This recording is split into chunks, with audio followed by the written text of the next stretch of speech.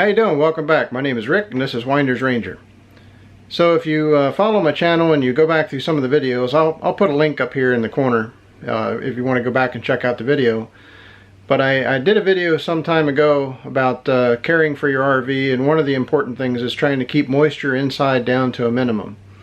And doing that, or in an effort to do that, one of the things that I do is I dry out the shower when I get done in the shower. And there's a lot of different ways you can do it. Personally, I use an automotive absorber chamois, and I dry the shower out, dry the floor of the shower out, and that gets all that moisture that's in the shower down the drain and out of the living space, so you don't have that moisture sitting in the shower. One, any impurities in the water will make the walls dirty. You'll get mildew build up on the walls and things like that. So plus I got hard water here, and Florida has an issue with some of the reclaimed water that you get kind of these rust stains on things. So to try to avoid all that, I dry the shower out.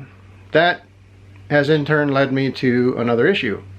I wouldn't have found it, or at least I wouldn't have found it as soon as I did, if I hadn't been drying the shower out. And a couple days ago I was drying the floor of the shower out, and I noticed around the drain the floor was moving independent of the actual drain itself. The manufacturer, when they installed the drain, they used plumber's putty, and then there's a nut on the bottom of the drain that screws up against the floor, and that holds everything together.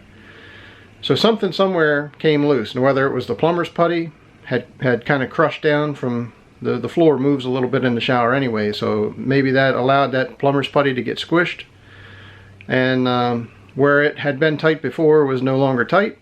Or if the nut had worked itself loose on the underside underneath the shower in the compartment here, I don't know. But anyway, I found the issue, had to open up an access panel inside the compartment door to fix it, and it looks to me like it's been leaking for at least a little while. It's kind of hard to tell exactly how long, but I'll take you outside, we'll open the compartment up, and I'll show you what I'm talking about.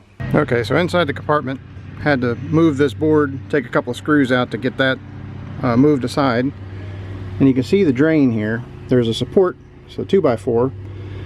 This is the bottom of the shower. The drain comes down, goes across, goes into the trap, and then across again, and then down into the tank. And what was happening, you can see the bottom of the shower, and where the pipe comes down, there's an adapter there, and then the nut screws up against the bottom of the floor, comes into the pipe here, and goes across. So that nut up inside there is what loosened up, and that was causing a problem, and it was allowing things to leak. You can see the hard water stain on the side of the pipe.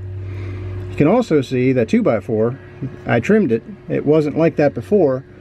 What was happening is I had a squeak in the floor, and I just thought that was the way it was. Well, what was happening is the floor was moving and the pipe was moving, and it was rubbing up against that 2x4, causing the squeak.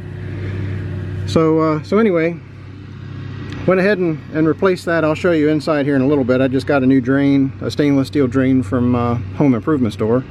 I also had to open this up to be able to give myself room to work in there, because they didn't leave enough room to work in there. I don't know how they got it put together, but one of the other problems that I've noticed on some of the forums, people talking about, is this pipe in different places. Sometimes up there, sometimes back in here, it's breaking or cracking and causing a leak, because the floor flexes, that pipe moves with it, and it's too rigid going on back to the trap back here. So what some people were doing is they're putting in a rubber boot. Some of them have put it up here, and others have put it back here. I figured back here is more of kind of an expansion joint that'll give it a flex point and allow this to move independent of the rest of the pipe there. So that's been my fix. Right after that, in the process of putting this all back together, you can kind of see the floor there. That's where the water has been dripping. So that's probably, I would imagine, at least a week or two that it was leaking before I found it. But my hot water heater's leaking. So like there's a little bit of water here on the bottom, and it's dripping out underneath. I don't know exactly what's leaking yet. I kind of hate to take it out only to find that it's something simple, but I've already felt all the connections in the back and everything, and I can't find any water. So I'm thinking this thing is probably a two-piece deal inside here, the steel can, and it's probably welded along that, and it's got a hairpin leak or something in that weld.